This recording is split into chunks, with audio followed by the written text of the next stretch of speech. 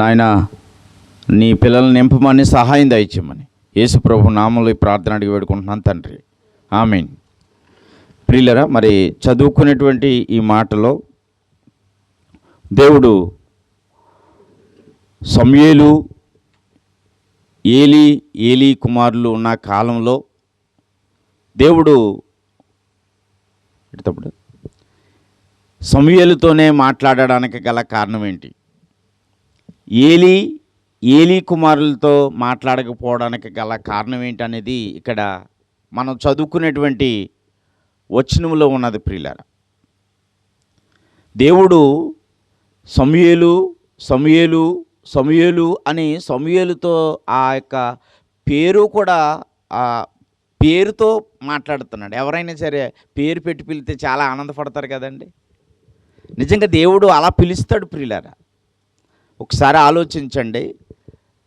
ఏలీ కుమారులతో మాట్లాడడం మానేశాడు దేవుడు. సమూయేలుతో మాత్రమే మాట్లాడుతున్నాడు. ఎందుకు మాట్లాడుతున్నాడంటే అక్కడ రాయబడినటువంటి మాటను బట్టి సమూయేలు ఇలా మాట్లాడుతున్నాడు మాట. ఏమంటున్నాడంటే, నీ దాసుడు చిత్తము సెలవిమ్ము, నీ దాసుడు ఆలకించుచున్నాడు, సెలవిమ్ము అని అంటున్నాడు. ప్రియులారా, అంటే సమూయేలు ఎంత వినయంగా ఉన్నాడో చూడండి.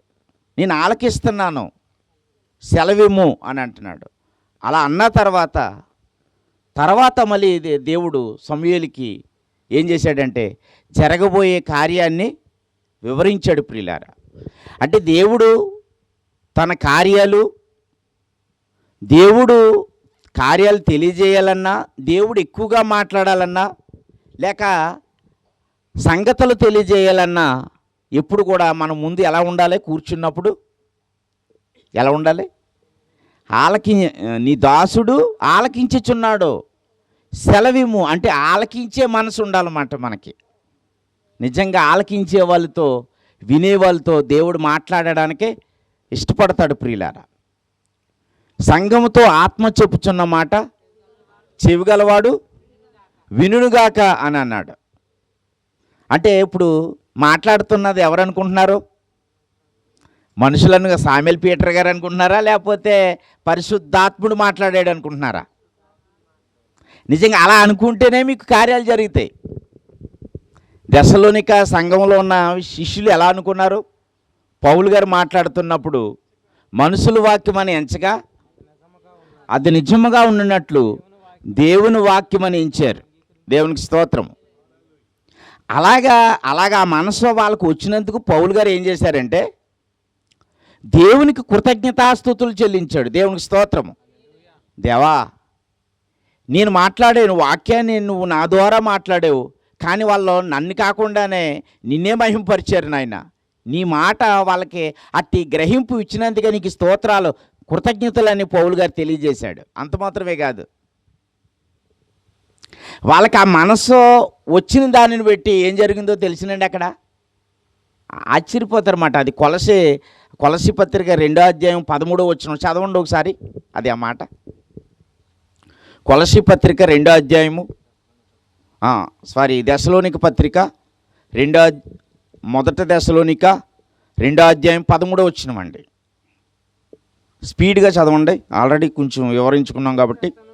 ఆ హేతువు చేతను మీరు దేవుని గూర్చిన వర్తమాన వాక్యము మా వలన అంగీకరించినప్పుడు మనుషుల వాక్యమని ఎంచక అది నిజముగా ఉన్నట్టు దేవుని వాక్యమని దానిని అంగీకరించితిరి గనుక మేమను మానక దేవునికి కృతజ్ఞతాస్తుతులు చెల్లించుచున్నాము. దేవునికి స్తోత్రము. ఎప్పుడు కూడా ఎంత మంచి మనసు పౌలు గారిది. ఇలా బిగిసిపోలేదు. మరి ఏంటనుకున్నావు? నేనే జ్ఞానాతిశయంతో విర్రవేగలేదు. ఎవరో పౌలు గారు విర్రవేగలేదు.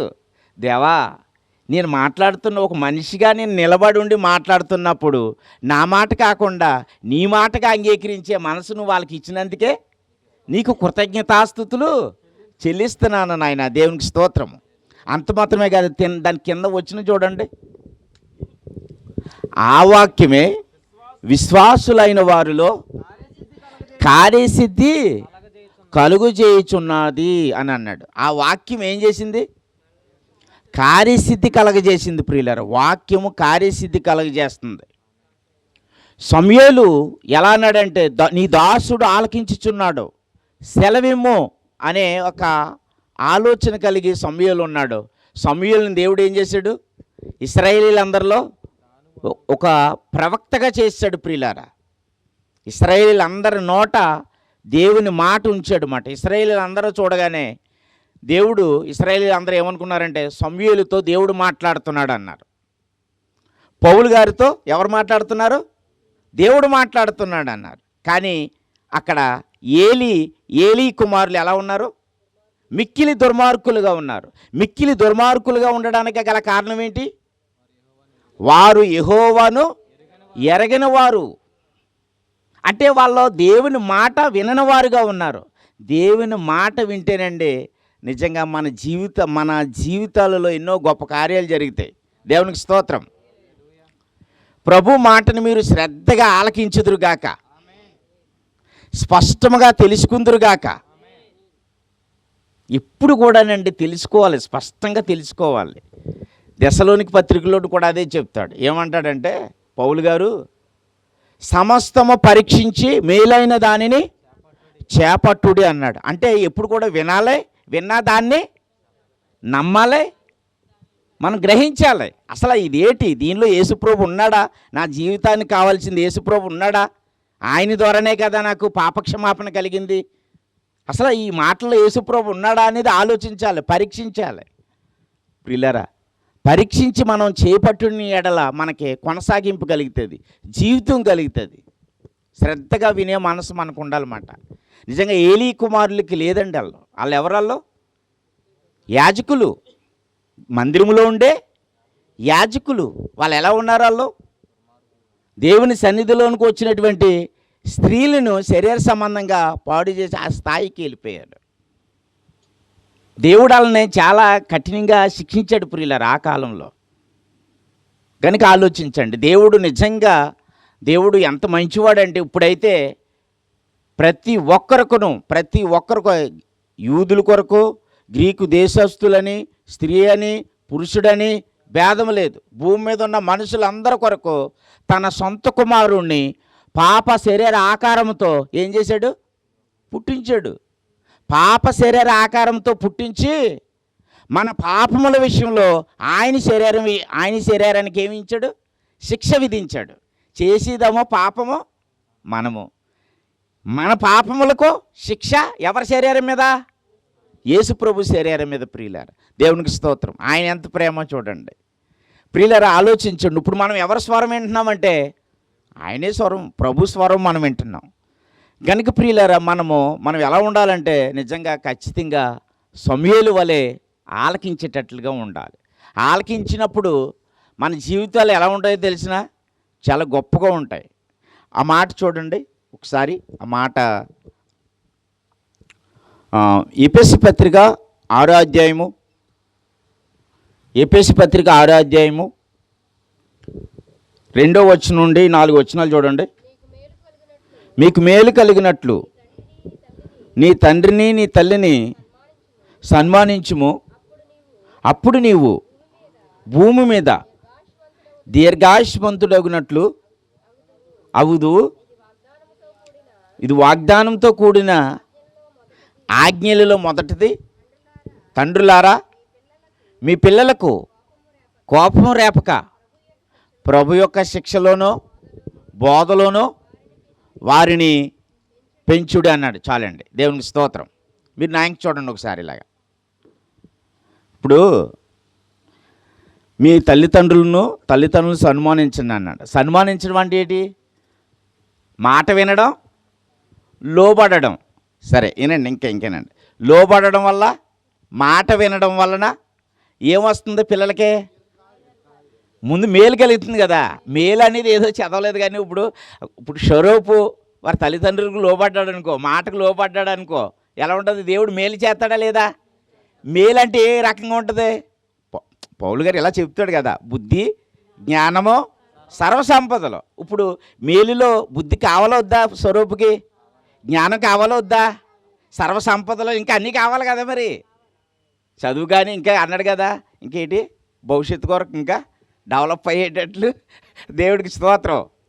నువ్వు డెవలప్ అవ్వాలంటే ప్రభు నీ తల్లిదండ్రులు నువ్వు మాట విన్నప్పుడు లోబడినప్పుడు దేవుడు నిన్ను ఏం చేస్తాడో సర్వ సంపదలు ఇచ్చేస్తాడు అంతే.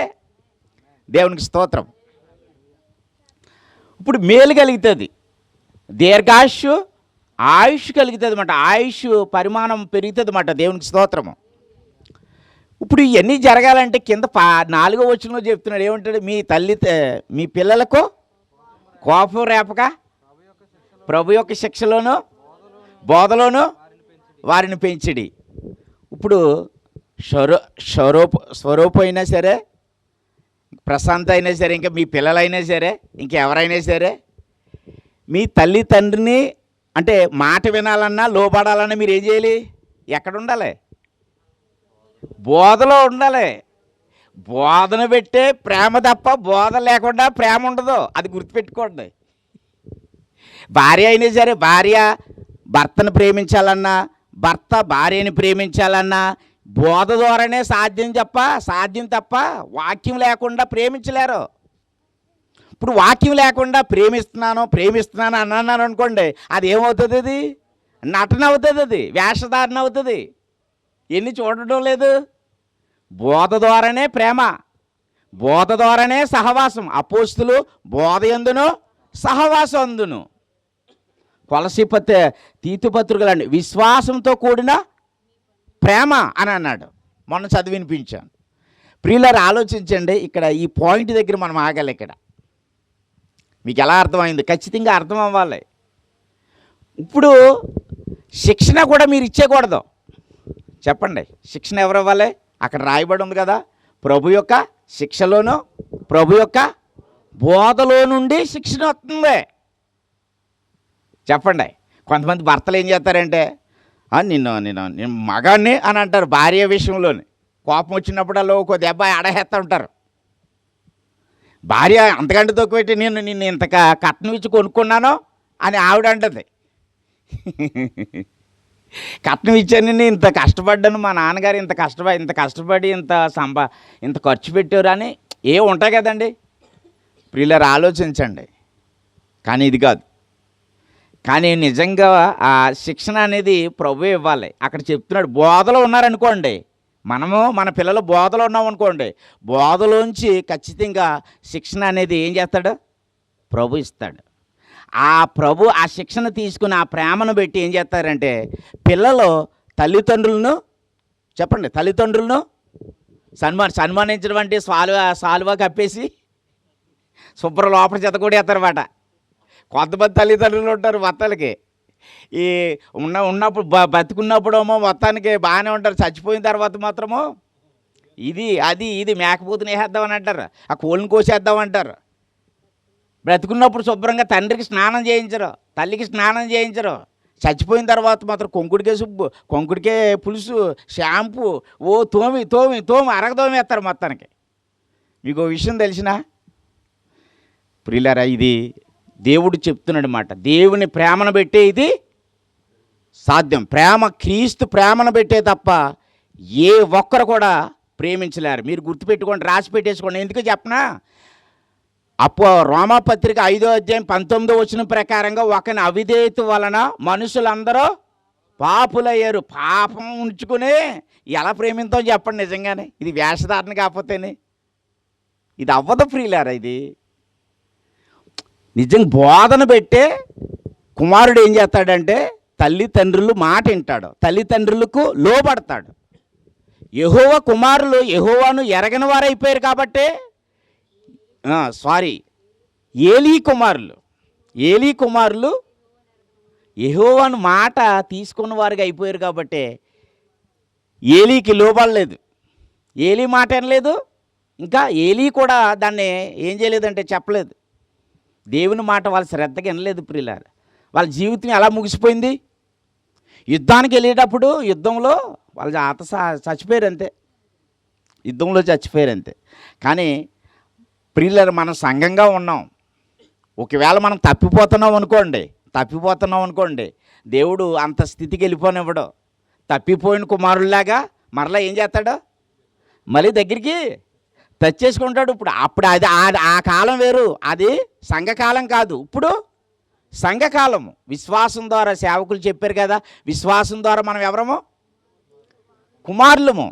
కుమారులుగా ఉన్న మనకే ఆయన మాట వినకపోతే ఇప్పుడు శిక్ష ఇస్తాడు, తరిపిదిస్తాడు. మళ్ళీ ఆయన దగ్గరికి వచ్చే వరకు ఏం చేస్తాడో?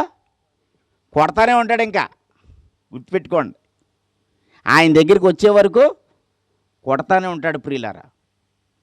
ఆయన కొట్టకుండానట్లు ముందుగానే ఆయన మాటకు లోబడుదురుగాక, ఆయన బోధన మీరు స్పష్టంగా తెలుసుకుందురుగాక. ప్రియులారా, మనము ఎక్కడున్నామంటే సంఘకాలం ఉన్నాం. నిజంగా ఆ తల్లిదండ్రుల మాట అనేది మనం ఎప్పుడు ప్రేమించగలుగుతామంటే ఆయన బోధ అనేది మనము మన హృదయం నిండా నింపుకోవాలన్నమాట అండి. ఖచ్చితంగా నింపుతాడు, ఖచ్చితంగా నింపుతాడు. ప్రియులారా, మీరు ఆలోచించండి. నేను ముగిస్తాను. నేను ఒక మాట చెప్తున్నాను అనమాట. యేసు ప్రభువుని, ఆయన శిష్యులని, మరియాని వివాహానికి వెళ్ళారు. దేనికి వెళ్ళారు?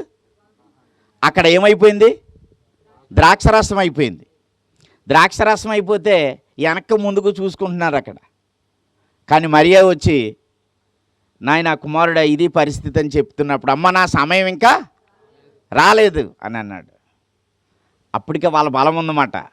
మీకు గుర్తుపెట్టుకోండి, మీ బలమో, మీ తెలివితేటలో, మీ జ్ఞానమో ఇవన్నీ కూడా దేవుడి దృష్టిలో స్వనీతి. మీ బలమంతా అయిపోతేనే కానీ దేవుని శక్తి ప్రారంభం అవ్వదు.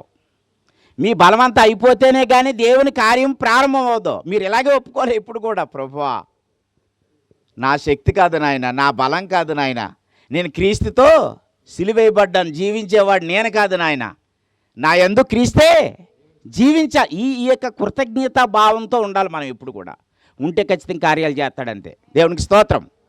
ఈ కృతజ్ఞతా భావము ప్రభువుని అడిగే మనసు మీకు వచ్చునుగాక. దానిలో మీ ఎంత మాత్రం మీ స్వనీతి పని చేయకూడదు, మీ శరీరం పని చేయకుండును గాక. అంటే శరీరం అంటే ఏంటి? మీ స్వనీతి పని చేయకూడదు. మీ స్వనీతి పని చేసింది అనుకోండి, అప్పుడు బిగిసిపోతామట. మరి ఇది ఎవరి వల్ల జరిగింది అనుకున్నావు? ఇది నా వల్ల, ఎవరు అనుకున్నారు ఇది అని అలా అనుకోవడం ఆయనకి ఇష్టం లేదు. ఆయన మాట చేత ఇంత పెద్ద భూమిని, ఇంత పెద్ద ఆకాశమును, సూర్యుడు చంద్రుడు నక్షత్రాలను ఇలా కలగజేసినోడు ఆయన మనం అతిశయితకు ఊరుకుంటాడేటి?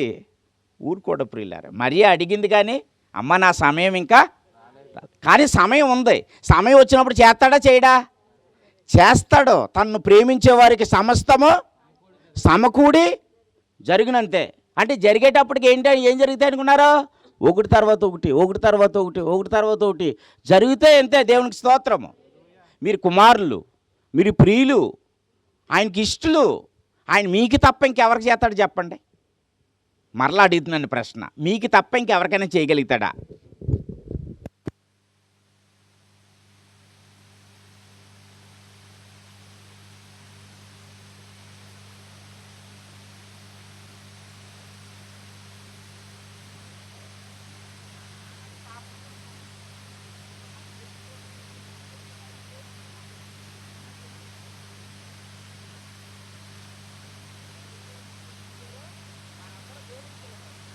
అలాగని వాళ్ళకి కృప, కాబట్టి ప్రియులారా, మీ ఆస్తులు, మీ సంపద ఎవరికి ఇస్తారో? మీ పిల్లలకి ఇస్తారా, బయట వాళ్ళకి ఇస్తారా? మీ పిల్లలకి ఇస్తారు. అదే ఇప్పుడు మనం విశ్వాసం ద్వారా మనం ఎవరము? ఆయన పిల్లలము. కాబట్టి ఆయన మీకు తప్ప ఆయన కార్యాలు ఎవరికి చేస్తాడు చెప్పండి? మీకే చేస్తాడు ప్రియులారా. కాబట్టి ఇది గుర్తుపెట్టుకోండి. మీ లోటును ఆయన పూడ్చునుగాక. అక్కడ లోటు ఏంటంటే ద్రాక్షరసం అయిపోయింది. ఆయన ఏమన్నాడంటే, ఆ నీళ్ళతో ఆ బాణల నిండా నింపుడి అని అన్నాడంతే. ఆ పనివారు ఏం చేశారంటే, ఆ నీళ్ళు ఆ బాణల నిండా నింపారంతే. నింపబడిన నీళ్ళు ఎలా మార్చబడ్డాయి? ద్రాక్షరసంగా మార్చబడ్డాయి. దేవునికి స్తోత్రము.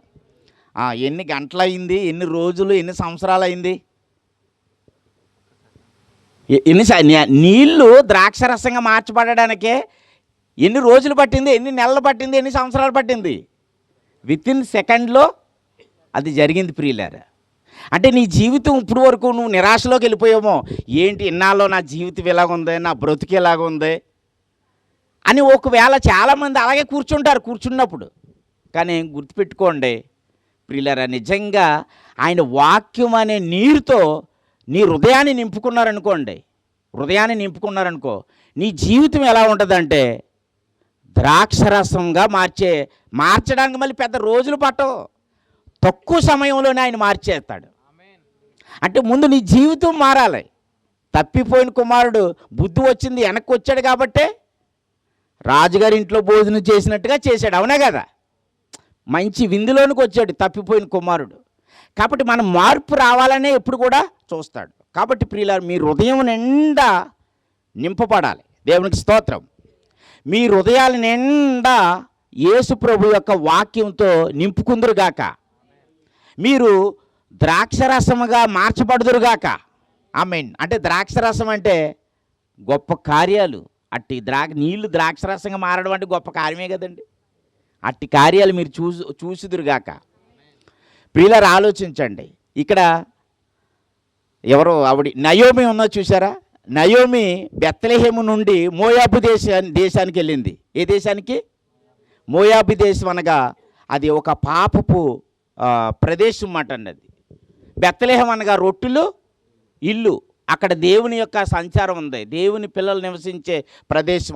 ఆ స్థలాన్ని విడిచిపెట్టి ఇవిడి మోయాబీ స్థలానికి వెళ్ళింది. స్థలానికి వెళ్ళి ఏం చేసింది? ఎన్ని సమాధులు కట్టింది? 3 సమాధులు కట్టింది. అప్పుడు వెనక్కి మళ్ళీ బయలుదేరింది మాట. మళ్ళీ బయలుదేరింది బెత్లెహేముకి. ప్రియులారా, ఆలోచించండి. బయలుదేరామంటే సర్వశక్తుడు నాకు అన్యాయం చేశాడు, నాకు దుఃఖం కలగజేశాడు అని అంటుంది. ఎవరో? నయోమి. ప్రియులారా, నిజంగా ఆయన చేశాడా? ఈవిడే కదా వెళ్ళింది. కానీ తరిపిది ఇచ్చాడు దేవుడు. ప్రియులారా, నీకు ఒకసారి ఆలోచించండి. దేవుడు ఎప్పుడు కూడా మనల్ని ఆయన దగ్గర నుండి మనం వెళ్ళిపోతున్నప్పుడు ఖచ్చితంగా ఇప్పుడు కూడా తరిపిది ఇస్తాడో, శిక్షణ ఇస్తాడో. ఆ శిక్షణ తరిపితిని మీరు గమనించాలి. ఆయన దగ్గరికి తిరిగి రావాలంతే. తిరిగి వచ్చిన తర్వాత నయోమిని కూడా దేవుడు అలా ఏం చేశాడు? మధురము. నయోమి అనగా రెండు పేర్లు ఉన్నాయి కదా. ఏంటయ్యి? మారనగా చేదు, ఇంకేంటి? మధురం అనగా నయోమి అనగా మధురము. మరలా ఆవిడ వెనక్కి వచ్చింది. ఎప్పుడైతే బెత్లెహేమునికి వచ్చిందో తన జీవితాన్ని ఎలా మార్చాడు? ఆయన మధురముగా మార్చాడు. దేవునికి స్తోత్రం. ఒకవేళ మీరు ఇంకా అక్కడ తిరుగుతూ ఉంటే నయోమిలాగా మరలా బెత్లెహేమునకు అంటే క్రీస్తు పట్టణమునకు వచ్చుదురుగాక. మీ జీవితాలు మధురముగా మార్చబడునుగాక. ఆమేన్. దేవునికి స్తోత్రం. ప్రియులారా, ఈ మనము చదువుకునేటువంటి వచనంలో ఏలీ కుమారులు జీవితాలు ఎలా ఉన్నాయి చూడండి. మధురమయ్యి చెప్పండి, ఏంటయ్యి? చేదు అనుభవంలోనికి వెళ్ళిపోయారు. ఎందుకనంటే యెహోవాను ఎరగని వారుగా ఉన్నారు కాబట్టి. మీరు ప్రభుని ఎరగని వారుగా ఉండకుందురుగాక. కొలసి 2:2లో ఏమంటాడంటే మర్మమైన క్రీస్తును స్పష్టముగా తెలుసుకున్నాడు అన్నాడు. తెలుసుకుంటే హృదయాలకి ఆదరణ వచ్చింది. ప్రియులారా, దేవునికి స్తోత్రం. యేసు ప్రభువు గురించి మీరు స్పష్టముగా తెలుసుకుందురుగాక, మీ హృదయాలకి ఆదరణ వచ్చునుగాక. సమూయేలు ఆయన మాటలు ఎలా విన్నాడంటే చాలా శ్రద్ధగా విన్నాడు. ఆలకించున్నాను ఆయన, సెలవేమో అంట మీ మనసులో ఉన్నప్పుడు ఖచ్చితంగా సమూయేలు వలె దేవుడు మిమ్మల్ని కూడా బలపరుస్తాడు, ఆశీర్వదిస్తాడు. మీ పిల్లల్ని, మిమ్మల్ని అట్టి సమూయేలు యొక్క ఆశీర్వాదము మీ జీవితాలలో ఉండునుగాక. ఆమేన్. God bless you. దేవుడు మిమ్మల్ని దీవించి ఆశీర్వదించునుగాక. ఆమేన్. ప్రియులరా, మరి కళ్ళు మూసుకోండి, నేను ప్రార్థన చేస్తాను. పరిశుద్ధుడైన మా దేవ, కృప కలిగిన తండ్రి, ప్రభువా, ఈ స్థలమందు ఉన్న నీ పిల్లలందరినీ మీరు తృప్తిపరిచారు నాయన. పౌలు గారు అవును అని చెప్పి కాదనేవారము కాము అని పౌలు గారు అన్నట్టుగా ఈ యొక్క కూడిక ప్రారంభము నుండి మీరు తృప్తి పొందుతారు, మీరు విశ్రాంతిలోకి వస్తారు, మీకు నెమ్మదినిస్తారని మేము వారితో చెప్పినట్టుగా ఖచ్చితంగా వచ్చిన వారిని అందరినీ కూడా మీరు తృప్తిపరిచారు. మీరు ఆనందపరిచారు, మీరు సంతోషపరిచారు. అందుని బట్టి నీకు కృతజ్ఞతలు చెల్లించుకుంటున్నాం. మా ప్రియులు మరి తమ్ముడు సూర్బాబుని పెట్టి, రాణిని పెట్టి, నాయనా మరి స్వరూపుని పెట్టి, ఇచ్చిన జ్ఞానాన్ని బట్టి, మంచి మనసు